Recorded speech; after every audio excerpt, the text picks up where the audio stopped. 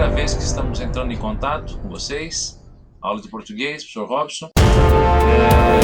Esse meio online, é novidade pra gente. Por que estamos fazendo isso? Vocês sabem, Coronavírus, momento perigoso da vida de vocês não passaram por isso, nem eu passei também. Então assim, momento de ficar em casa, você estudando em casa, preparando as atividades. Não é férias, pessoal. Não pense que isso aqui é muita lição. Não é não. Nós estamos dando aula. Eu na minha casa e vocês na casa de vocês. Então assim, as aulas continuam, a vida continua. Só que nós estamos nos resguardando para que possamos passar por esse momento sem que sejamos atingidos, Bom, então, essa aula de hoje, ela já foi, alguns já viram um começo dela, uma pequena parte, são os sinônimos e antônimos, Mas, como alguns faltaram, alguns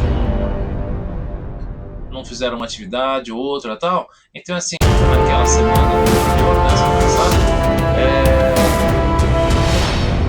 achei melhor repetir do começo, condensar, resumir tudo num videozinho só. Bom, será curtinho e tudo vai dar certo. Vamos lá então. Sinônimos e antônimos.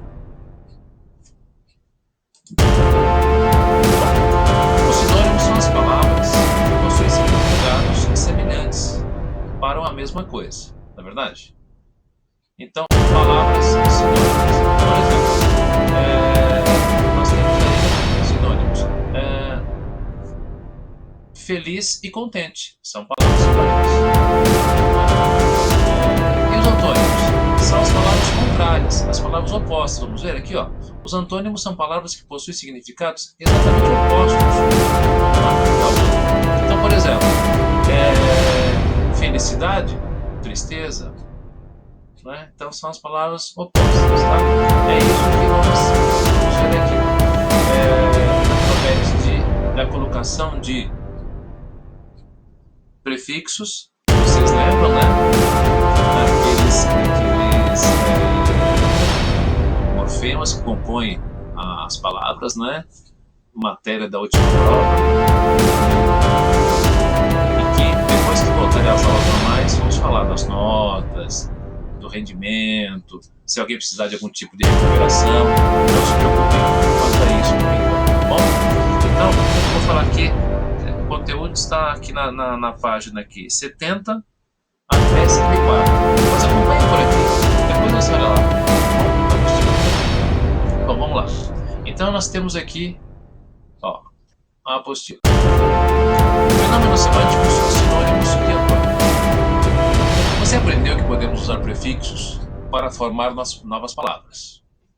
Pensando nisso, repare na formação das palavras destacadas em seguida, retiradas da primeira carta que você leu. Vamos lá. A parada deve durar o tempo estritamente necessário para embarque e desembarque. E passageiros, embarque e desembarque são palavras, São palavras opostas, Então, como você sabe, o prefixo da palavra desembarque é des. E por meio dele surgiu uma nova palavra que tem oposto à palavra primitiva embarque. Se embarcar, você vai subir, você vai entrar em algum meio de transporte, desembarcar você vai sair. Então é o contrário, é o sentido oposto. Essa ideia de oposição é proveniente do sentido do prefixo des, que dá à palavra justamente essa ideia de contrariedade e negação. Além do prefixo des, há outros na língua portuguesa que também transmitem sentido contrário ou de negação. Veja o quadro a seguir, na mesma página 70, e conheça alguns desses prefixos. Vamos lá. Olha só.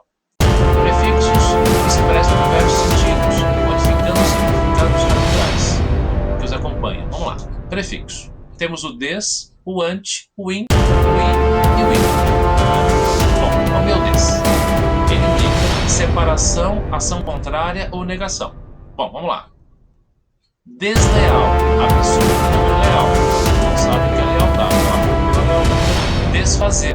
Você fez alguma coisa, vai desfazer, vai fazer o contrário. Desocupar. Se você ocupou, agora você vai desocupar aquele ambiente. Desprotegido. Um sistema que não está protegido, ele fica desprotegido, ele perdeu a proteção. Ante da ideia de oposição. Condição contrária. Vamos lá? Antiácido. Então, ele é médico, por exemplo, né? Antiácido, que ele faz o quê? Ele é anti a acidez. Tem a acidez, ele vai lá e combate. Ele é contrário à acidez. Antipatia. Antipatia, o que é? Patia, pathos, quer dizer amor em grego. Não é? Então, tudo que é bom, legal, agradável, isso é empatia, pathos. E aí nós criamos a palavra antipatia, a pessoa que é anti o amor, anti a alegria. Então, a pessoa antipática, ela não se dá bem com ninguém à sua volta. Né? Isso que é antipatia, é uma ação contrária à palavra original pathos, que quer dizer uma das formas de amar em grego. Bom, antiaéreo. Antiaéreo é o quê? Uma condição contrária ao que é aéreo. Né? Então, por exemplo, em época de guerra, abrigo antiaéreo quer dizer o quê? Se você ficar nesse abrigo, se você ficar nesse local subterrâneo, as bombas que os aviões vão jogar não pegarão em você.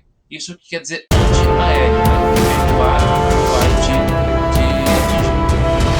Bom, o in, o i, ou i, né? Então, in, ou i apenas, na ideia de negação. Por que essas variações?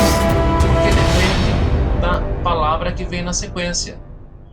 Então, dependendo, você vai usar i apenas, você vai usar o n do nariz ou o n do martelo. Tá? Isso veremos nas aulas de ortografia, ou nessa série, ou em outras. Tá? Cada vez um pouquinho, né? Bom, vamos lá então. Ilógico. Ilógico é o não lógico, aquilo que não segue a lógica, não segue regra nenhuma.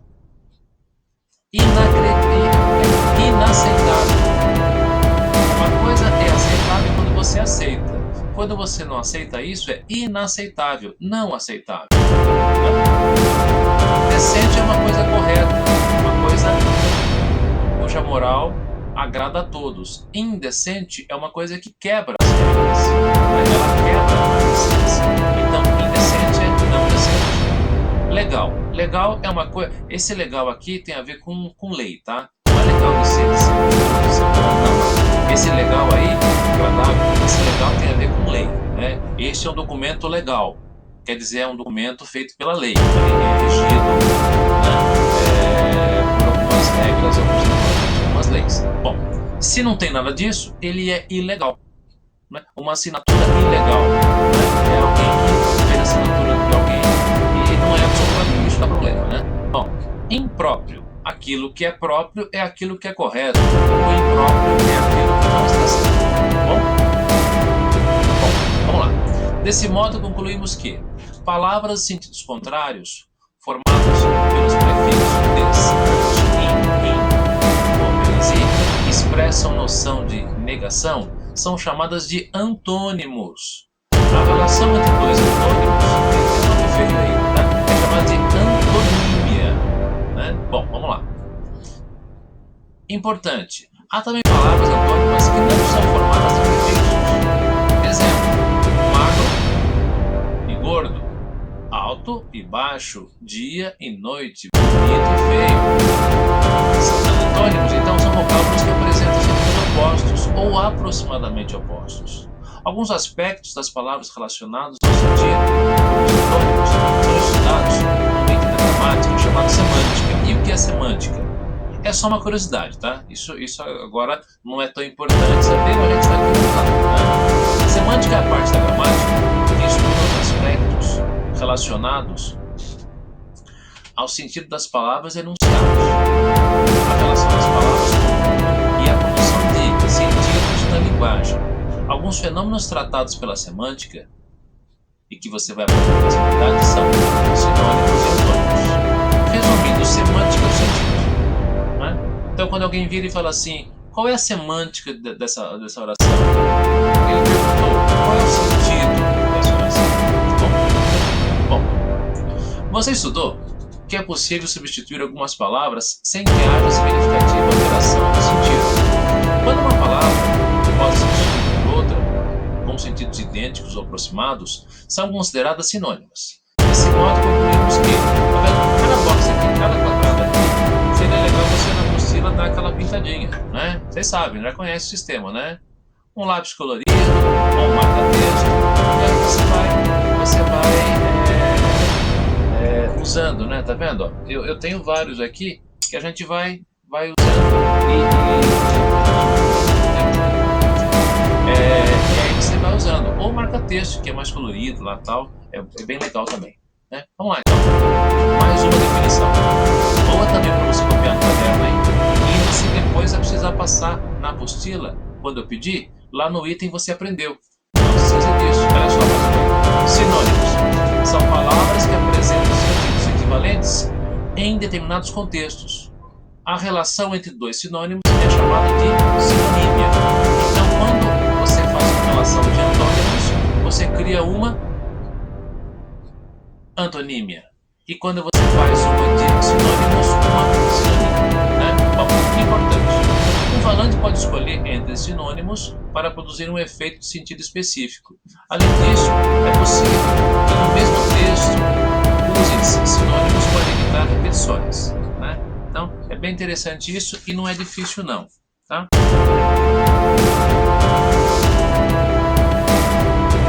Aí vem uma imagem que está aqui na página 73. Então, olha só. Vamos lá. Observe as imagens a seguir. Olha lá. Tem umas pipas, né? Uns quadrados. Ali, à esquerda. E depois, à direita, você vê o quê? Crianças brincando com essas pipas. Vamos lá, então. Olha o que ele fala aqui, ó. Tá meio cortadinho ali. Que a minha imagem fica bem em cima, né? Mas eu vou ler assim mesmo, ó. Muitas pessoas, ao olhar essas imagens, podem pensar na palavra pipa. No entanto, caso se lembrassem de papagaio, seria possível dizer que houve um erro? A resposta é não. Porque pipa e papagaio têm sentidos equivalentes. São as mesmas coisas, não é? Por isso, podem ser considerados sinônimos. No Brasil, há várias palavras que dizem esse objeto. Ó, a apostila trouxe alguns aqui, ó. Curica, pipa, papagaio, califa, pandorga, arraia, quadrado. Na minha época de criança e tal, os nomes mais comuns eram pipa, papagaio, arraia, são umas quadradas assim, né? E às vezes também um quadrado. Essas outras aí eu vi só depois na escola, e em filmes, e em livros, e por aí vai. Bom, embora todos os sinônimos mencionados se refiram a um mesmo objeto, na pipa, né, que é o objeto mencionado, cada termo carrega informações diferentes. Por exemplo, a palavra pandora, em vez de pipa, revela pistas sobre o falante. Então você percebe de onde ele veio, a sua origem geográfica, de repente a sua idade, né? Desse modo, é essencial termos em mente que são raros os sinônimos perfeitos ou absolutos. Ou seja, palavras que têm exatamente o mesmo significado em todos os contextos. Não é indiferente usar uma palavra ou outra apenas porque são consideradas sinônimos. Sempre há uma que, em determinado contexto, fica mais adequada que outra. A escolha de uma palavra depende da intenção com que a usamos, pois raramente a linguagem é neutra ou ingênua. Nós, quando escolhemos as palavras, nós temos uma intenção. E quando você tem essa intenção, você pode atingir seus objetivos, sejam eles bons ou ruins. Depois tem essa partezinha aqui no final. Vamos analisar agora o trecho, né, que segue, para verificar a importância da escolha dos sinônimos e o quanto ela revela as intenções de quem fala e escreve. Trata-se do final de um texto chamado Minha Vida como Pivete, de um cronista chamado Moacir Scliar. Ele falou o seguinte: os homens se olharam e resolveram que não valia a pena gastar uma ficha policial, de modo que depois de algumas ameaças embarcaram na viatura e se foram. Escapei porque havia alguém ali para dizer que, apesar das aparências, eu era um bom guri. Tive sorte. Temos todos nós muita sorte.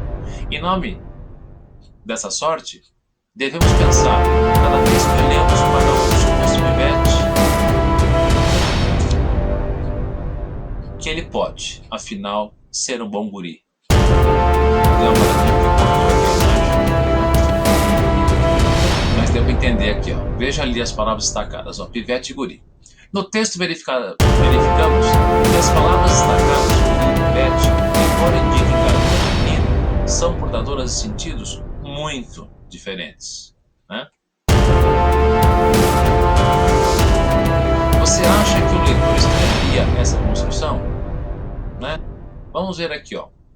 Pivete é um nome realmente empregado no sentido depreciativo. Esse sentido não é bom, sabe? Significando menino que vive pelas ruas praticando pequenos roubos e outras atitudes ilegais.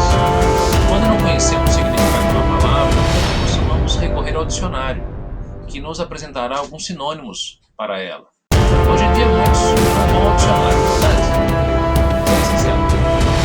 E até aqui, ó, na página 74, eu vou até mostrar aqui, ó, na apostila, nesse itemzinho aqui, ó, tem um comentário que eu acho legal, ó. Então, ó, página 74, nesse itemzinho aqui, ele fala o seguinte, ó, tem um QR Code aqui, aquele código de barras, né? E ele menciona aqui dois grandes dicionários da língua portuguesa, Caldas Aurete Digital e o Grande Dicionário Boas, né? Então seria interessante vocês, quando tiverem alguma dúvida, irem consultar esses dicionários, né? Porque aquele dicionário escolar, pequenininho, ele é bom para você deixar na mochila. Mas lembra que eu falo em sala de aula? O português tem em torno de 380 mil palavras. E esses pequenininhos, eles têm em torno de 25 até 40 mil palavras. Então pode ser que você está lendo um texto e a palavra que você quer saber não esteja lá. Porque onde vai caber tanta palavra se ele é pequenininho? Ele é um dicionário escolar. Ele tem as principais palavras que você usa na escola. Não todas, as principais. Senão o dicionário seria muito grande e aí seria complicado de administrar tudo isso, né? Esse peso todo. Bom, olha só.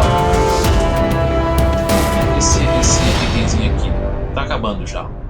Casa, moradia, lar, residência, domicílio são consideradas palavras sinônimas, mas cada uma delas deve ser empregada em um contexto específico, que vai determinar o uso de um sinônimo ou de outro. Você não diria, por exemplo, que mandou reformar a lavanderia do seu lar. Geralmente, lar está associado ao coração, a um lugar afetivo. Então você fala que vai consertar a lavanderia da sua casa. Né? Então é essa a ideia. Né? Você já ouviu falar aquela famosa expressão lar oscilar? Pois bem, essa expressão ela dá uma ideia de acolhimento, né? De aconchego, de afeto, de carinho, de reunião familiar. Então assim, se você não vê a hora de chegar no lar oscilar, é porque você não vê a hora de voltar para sua família, por aconchego do lar lá com quem você mora, né? Seu pai, sua mãe, sua avó, sua tia, né? Alguns primos lá tal, as pessoas que te fazem bem. Então, imagine só alguém dizer a expressão casa não se casa. Não seria estranho? Dá a impressão que a casa, as paredes, elas são feitas de doce e você vai comer nas paredes. Não é essa a ideia. Né? Então, já parou?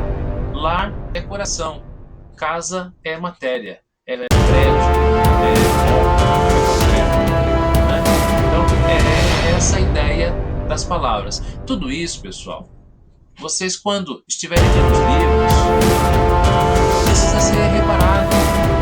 Então, assim, eu sei que vocês são jovens e às vezes, professor, eu gostei do livro, eu não gostei do livro. As pessoas perguntam, por que eu tenho que ler o livro? Porque, olha só, se você estiver olhando aqui para trás, eu estou no meu escritório, esses aqui são alguns dos meus livros. Tem mais livros ainda espalhados por aqui. Tá? Então, assim, já li, se não todos, uma boa parte. E eu sempre estou indo pesquisar lá tal. Então, assim, o livro te traz cultura. O livro te traz dúvidas. O livro te traz mais conhecimentos. e as dúvidas serão resolvidas e criarão outras dúvidas e mais conhecimento, e a vida é sempre assim, um pouco de dúvida e um pouco de conhecimento, tá bom? Então é preciso ler, ampliar os horizontes, é preciso aprender os sinônimos, tá bom? Bom, era isso por agora, tá? Esse vídeo está vinculado a algumas lições, as lições eu vou colocar no sua web, tá? Então é sempre assim, tá? Você pode encontrar lá um link, e o link não vai ser link mesmo, né? Então é só assim, você copia aquele endereço, coloca no seu navegador, é mais fácil fazer no computador isso, e aí você vai ver o vídeo, o áudio, o PDF, o arquivo lá, o PowerPoint, eu quero te mandar para vocês, tá bom? Pesquise bastante. Daqui a alguns dias eu vou mandar um link de uma atividade sobre o livro que nós lemos, A Droga da Obediência, do Pedro Bandeira, tá? E aí você clica no link lá, ou você copia esse link, como eu falei, né? Se você não souber, pede ajuda para o seu pai, para sua mãe, e aí você vai responder online, e assim que você responder, eu já vou ter acesso, tá bom? E as lições que eu estou pedindo também, já dei orientação, né? Vocês vão tirando foto, manda para o e-mail, esse e-mail tá aí, ó, prof.trabalhos@gmail.com, eu recebo, anoto lá, e depois, num outro momento, nós vamos corrigindo. Eu estou olhando tudo, tá? Que estou recebendo, então já tem lição lá, não deixe de fazer, tá bom? E as dúvidas, numa hora oportuna, vamos tirar, tá bom? Até mais. É só mais um tempinho, depois a gente volta a se encontrar.